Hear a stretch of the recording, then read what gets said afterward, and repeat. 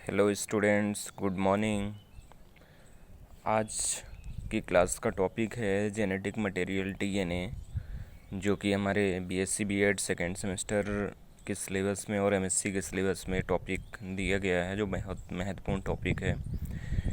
आज समझते हैं कि जेनेटिक मटेरियल डीएनए ही क्यों कहते हैं, क्योंकि कई एक्सपेरिमेंट ऐसे हुए थे जिसमें जेनेटिक मटेरियल प्रोटीन को माना गया था, लेकिन जेनेटिक मटेरियल डीएनए को सिद्ध करने के लिए दो वैज्ञानिकों की महत्वपूर्ण भूमिका थी। हर्सी एंड चेस का एक्सपेरिमेंट ने बता दिया कि डीएनए जेनेटिक मटेरियल होता है। अब ये करता क्या है, तो आप सभी को पता होगा कि जो जेनेटिक मटेरियल, जिसको हम आनुवंशिक पदार्थ बोलते हैं, आनुवंशिक पदार्थ एक पीढ़ी से दूसरी पीढ़ी में सूचनाओं का आदान प्रदान करता है। जैसे माता पिता से बच्चों में और प्लांट्स में, यानी डीएनए मुख्यतः एक हेरिडिटी का काम करता है, आनुवंशिक लक्षण है ये लगभग सभी ऑर्गेनिज्म में प्रेजेंट होता है। मात्रा कम ज़्यादा हो सकती है, लेकिन ये मोस्टली सभी में पाया जाता है। तो ये इसका एक्चुअली नाम क्या है, तो इसको बोलते हैं डीऑक्सी न्यूक्लिक एसिड बोलते हैं। ये nucleic acid are two types का होता है, डीएनए और आरएनए। अब इसमें संशय ये उठता होगा कि सर डीएनए जेनेटिक मटेरियल है, आरएनए क्यों नहीं? तो ये ध्यान रखना, लिविंग बॉडी में, लिविंग ऑर्गेनिज्म में डीएनए जेनेटिक मटेरियल रहता है, आनुवंशिक पदार्थ। लेकिन जो प्लांट है, प्लांट वायरसेस हैं, उनमें जेनेटिक मटेरियल आरएनए होता है। बाकी आरएनए का काम जो होता है वो प्रोटीन का संश्लेषण, सिंथेसिस ऑफ प्रोटीन का काम करता है। तो यहाँ पे लिविंग बॉडी डीएनए है, यहाँ पे इसकी बात करेंगे। इसकी डेफिनेशन थोड़ी समझ लेते हैं, फिर उसमें चलते हैं। तो DNA is a molecule that carries genetic information from one generation to another generation. यानी डीएनए का काम है एक पीढ़ी से दूसरी पीढ़ी में सूचनाओं का आदान प्रदान करना होता है, ठीक है। और इसकी जो डिस्कवरी की थी फ्रेडरिक ग्रिफिथ ने किया था। किस में? एक फंजाई है स्ट्रेप्टोकोकस न्यूमोनी में, इसमें इन्होंने आइडेंटिफाई किया था। अब देखिए, पहला जब आप 11th-12th में पढ़ेंगे या बीएससी में पढ़ेंगे, तो बैक्टीरिया का एक रिप्रोडक्शन है, उसमें ग्रिफिथ का एक्सपेरिमेंट आता है। तो ग्रिफिथ एक्सपेरिमेंट उन्होंने माइस पर किया था, चूहों पर, और उसमें ये सिद्ध नहीं कर पाए थे। अनेक ऐसे और भी एक्सपेरिमेंट हुए थे, लेकिन 1952 में अल्फ्रेड हर्सी एंड चेस ने ये जेनेटिक मटेरियल का आइडेंटिफाई किया, और इन्होंने एक्सपेरिमेंट किया। और एक्सपेरिमेंट किस पे किया बच्चों? तो एक्सपेरिमेंट इन्होंने बैक्टीरियोफेज लिया। बैक्टीरियोफेज क्या है? बैक्टीरियोफेज ऐसा वायरस है जो बैक्टीरिया के ऊपर डिपेंड रहता है। ये एक वायरस है, not bacteria, virus that affect bacteria, ठीक है। तो इसको लिया और इसमें फिर इन्होंने मीडिया प्रिपरेशन किया और आइडेंटिफाई किया, वो हम आगे अभी बताते हैं आपको। इसमें दिया एक्सपेरिमेंट में क्या किया, the experiment began with the culturing of virus in two types of medium. इन्होंने दो प्रकार के वायरस का मीडियम तैयार किया, लेआउट तैयार किया। One set of virus P32 and S35। तो इन्होंने फास्फोरस 32 लिया और सल्फर 35 लिया। अब यहाँ पे देखिएगा, was culture in a medium of radio active phosphorus. एक में क्या लिया? फॉस्फोरस। अब was culture in a medium of radio active sulphur, और एक में इन्होंने क्या लिया? सल्फर लिया। अब यहाँ पे देखिएगा, consist of radio active DNA but not radio active protein. जिस मीडियम में इन्होंने क्या लिया था? फॉस्फोरस लिया था। उसमें डीएनए में, फास्फोरस में डीएनए तो पाया जाता है, लेकिन प्रोटीन की मात्रा नहीं पाई जाती। तो इसमें रेडियो एक्टिव डीएनए है, लेकिन रेडियो एक्टिव प्रोटीन नहीं होता। ये सबसे इम्पोर्टेंट टॉपिक है इसका। फिर दूसरा जो इन्होंने सल्फर लिया था, तो इसमें देखिएगा, this is because DNA is phosphorus based compound while protein is not. तो इसमें दिया है कि इसमें प्रोटीन जो होता है क्या होता है, नहीं पाया जाता है। इसमें डीएनए में क्या होता है, फॉस्फोरस पाया जाता है।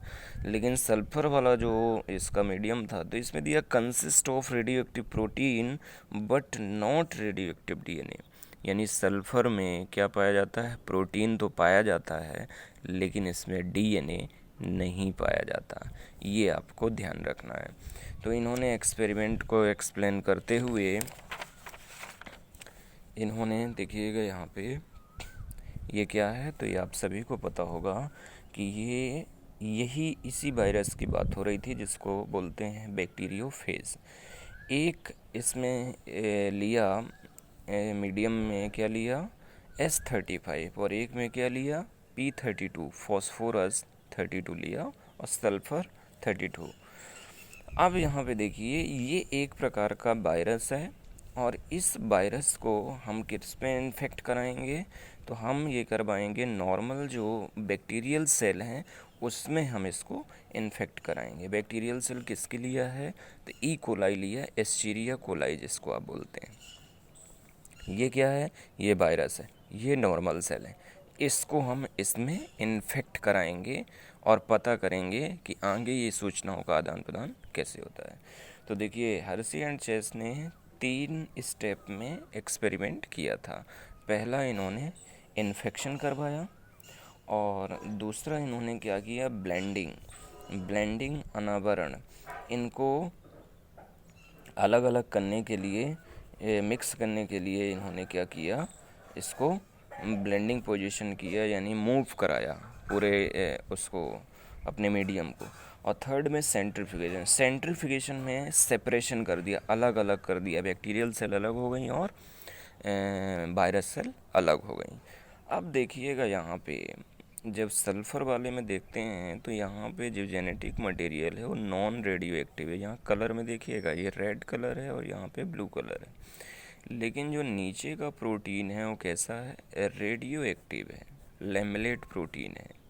तो नीचे का रेडियो एक्टिव है लेकिन ऊपर जो ये जेनेटिक मटेरियल है ये क्या है, तो ये यहाँ पे नॉन रेडियो एक्टिव है।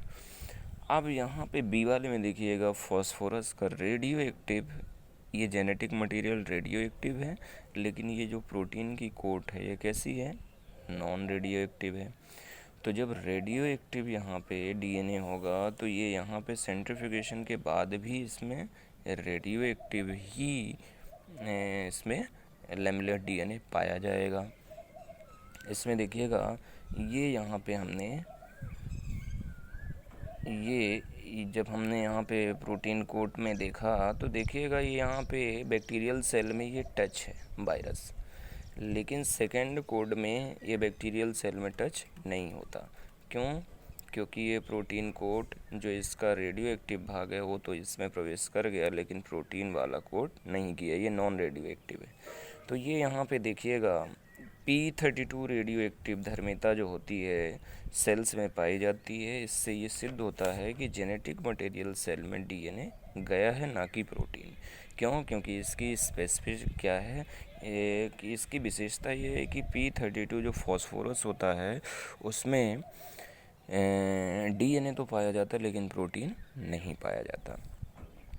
फिर इसमें क्या है, ये genetic material non radio active है, तो इसमें जो थर्ड स्टेप है सेंट्रीफ्यूगेशन के बाद जब बैक्टीरियल और वायरस सेल अलग हो जाती है तो इसमें भी नॉन रेडियो एक्टिव होता है।